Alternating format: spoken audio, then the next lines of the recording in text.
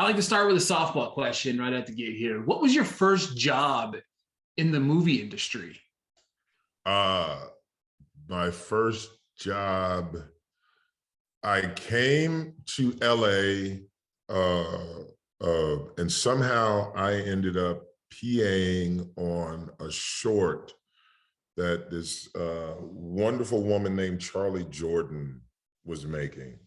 And she was in need of PAs, and I'm a set rat. Like, I'll write all day and then I will go to my friends' sets. So, and sometimes I call my friends up who are shooting like web series and stuff, and I go, hey, can I PA today? So my first gig was PAing a short film. You wrote and directed the upcoming film, The Devil You Know. Follows a man after a lifetime of trouble has a chance to turn things around with his life, support of his family. As he tries to do right by his family, he finds himself spiraling back into dark place he overcame. What inspired you to write this project? My siblings, there are 5 of us, and I'm the youngest, and there's a 9-year gap between me and the next one up. So honestly, watching my family from my perspective was like watching the movies, because they would interact. They were all a closer group. My oldest sister was 16 years older than me, and then my next brother, 14, the one under that, 13, and then 9. And they were operating as a unit. And so watching their interactions in the neighborhood, I wanted to be a filmmaker. I decided I was going to be a filmmaker when I was 9. So everything was about story to me. And so seeing how they navigated each other, the days that they hated each other, the days that they would fight an entire block of people if you messed with one or the other, it was always fascinating to me. And I think that that mixed with there are certain tropes, family tropes, that I don't necessarily believe in. And like, one is blood is thicker than water, because usually those are the people who get you in trouble. But my family believed in that. And so that dynamic was always ongoing. And then I read about someone who snitched on a family member like 30 years ago, and thought that would be a great story. That would be a great movie. Who makes a movie on snitching? And then The Rock made a movie on snitching.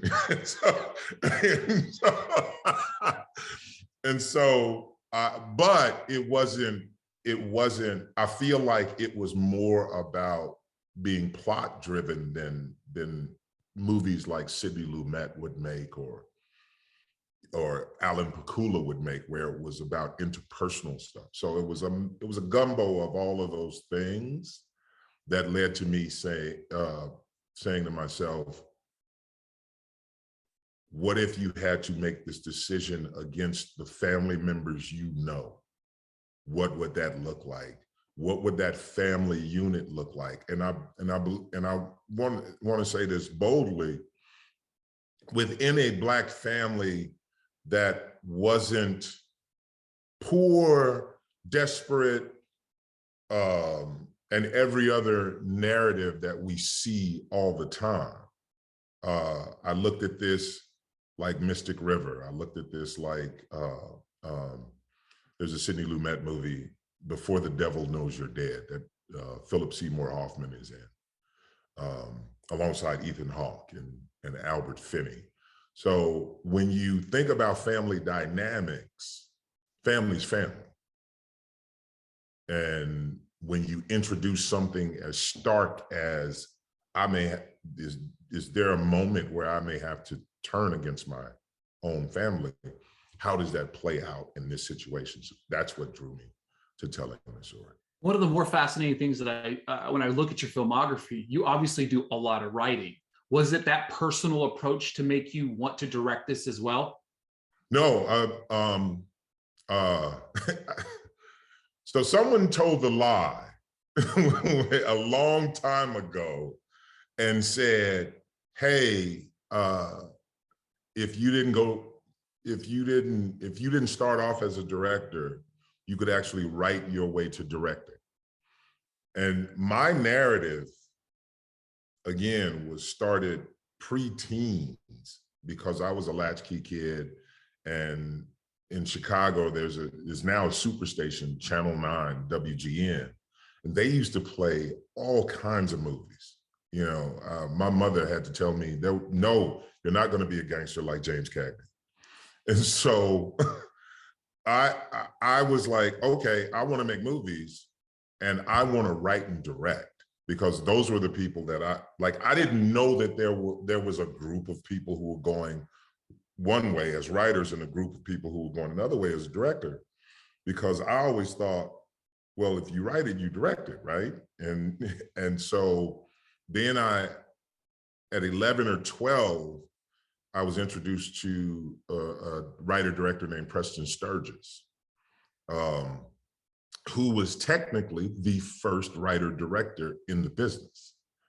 And I went, I want to be Preston Sturgis. And so the writing part was, okay, I can't afford film school, but I do know how to put words together. Let me write into directing. So when I walked into my career officially at a late age, I was 36 when I got my first writing gig. It was about, okay, I'm going to do this, but I'm waiting for the guys to come and say, here you go, it's your turn to direct. And when it didn't happen, I sat at the kitchen table and said to my wife, I'm about to break the bank. And I was 42, and she was like, what are you talking about? I said, I'm taking money from everywhere because it's not going to happen according to the narrative that was laid out before me. And so my first movie, Things Never Said, made for 300 grand. A high school buddy, Steve LeBroy, put in 100, and I made the movie just to break the narrative. And that was that. And so it's always been about writing, directing. Omar Epps is the star of the film, which I think he does a phenomenal job in his role. What about him made you want to cast him as that lead actor? I felt that I felt like he wasn't getting roles like that. I feel like there's a narrative that for any actor, once they get pegged in a small space, everybody thinks that's the only thing that they can do. And I feel like the reason you have Robin Williams ascend is because someone said, yeah, but he can do more.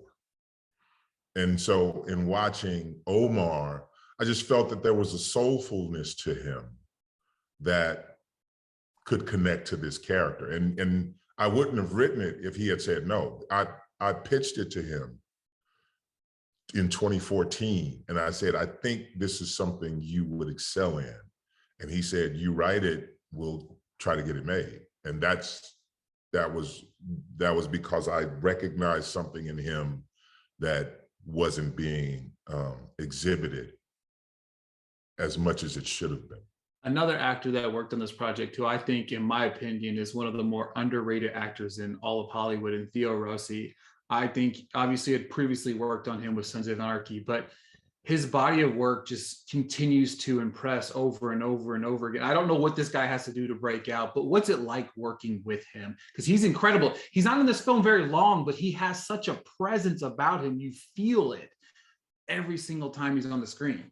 Well, I met him on Sons, and we kind of like became buddies, and the buddyship became a friendship. And then I recommended him for Luke Cage. I don't know if you've seen his work in True Story, the Kevin Hart thing. Incredible, incredible. The only person for that role, right? When I was talking to my fellow executive producer, Eric Newman, I said, before we go out and see anybody, I need you to sit down with this guy.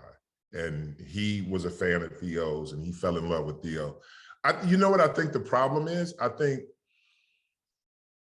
Theo is a character actor who kind of looks like he could be a star, you know, the lead, but he reminds me more of, like, we have constant conversations about John Cazale, who's the guy who played Fredo in the Godfather movies. And people don't remember that he was also in Dog Day Afternoon, or he was also in The Deer Hunter, because he would do deep dives with his characters. And I think because Theo doesn't play like one steady type of character, people can't peg him and go, yeah, him, you know. But I will tell you, they don't know what they're missing out on. You know, seeing that guy in a lead would be kind of a return to 70s filmmaking. And you know, we do it on occasion. We don't do it as consistently as we should. Yeah, the funny thing about Theo for me is, like, he reminds you of like a John Bernthal or a Jesse Plemons. They're a guy, they're like in every movie, and then when they pop up, oh, there he is again. I think and that's where he's come. And I would just kind of love to see him in a bigger role. The Oscars are right around the corner. What are some of the best films that you've seen recently? I've seen, because I haven't seen much because I got 3 other jobs going. I'm writing a pilot for a show I sold to Showtime through A&E called Blood Brothers, which is the friendship of Malcolm X and Muhammad Ali. I was doing post on this. I'm also about to start running a room for a TV show. So I haven't seen much, but I will tell you, The Tragedy of Macbeth is extremely underrated right now. And I don't know who didn't think to nominate that woman who played the witches. What, Catherine Hunter, I think her name is. I think it is. Yes. Yes. And so I'm on a boycott because they didn't. Her not getting nominated is akin to me. I never understand why Paul Newman didn't win for HUD, The Verdict, and Cool Hand Luke. So I was like, I'm good. I got work. The Tragedy of Macbeth, in my head, when I went and saw, I'm not a big Shakespeare guy, but Yep. Denzel was incredible. Like, I mean, obviously Denzel's Denzel. We all understand that. But that entire movie, like the direction, the writing, the cinematography, it literally should be sweeping on Sunday. Yeah, I'm with you. I'm no longer mad at you about the beard. About the beard, we're back. Yes, because we have bonded on something that's like very, very. Because here's the thing, you're right. Denzel's Denzel, but Denzel played Macbeth with a fear that I haven't seen it done. And Frances McDormand played Lady Macbeth not as a wispy, scared woman who is hoping to assert her power through her husband. She was a bully, and I loved it. But then Corey Hawkins was so great. You know, incredible, like just top to bottom. I think about that film a lot. I saw it in theaters and I was just like engulfed by that movie. I still am. It's just, yeah. I've seen it 14 times. 14. Oh, yeah. Man, I love that so much. I do. Because what opened up, I don't know, if you have Apple TV, they have like a very short behind the scenes. Gone are the days of the really great behind the scenes segments. But a lot of those sets weren't even there. And so I was like, okay, now I have to watch it from that perspective. Oh, this actor was looking at it from this perspective. Okay, I got to watch it again. So it's enchanting. I'm a huge Coen Brothers fan. Miller's Crossing is like one of my favorite movies of all time. And to see that he basically made Shakespeare's The Postman Always Rings Twice was just absolutely fascinating. Well, I'm going to end on that note. Thank you so much. I really enjoyed the film. I thought it's a different take in this genre that I feel like is a breath of fresh air. So thank you for your time today. Thank you so much. Thank you. I'm gonna see you in a couple of years, and it'll still be like this. So if I'm mad at you all over again, don't take it personally. If you're mad at me, I'm just going to bring up Macbeth and how we bonded. Exactly. Over it, right? Thank you. Oh, thank you so much.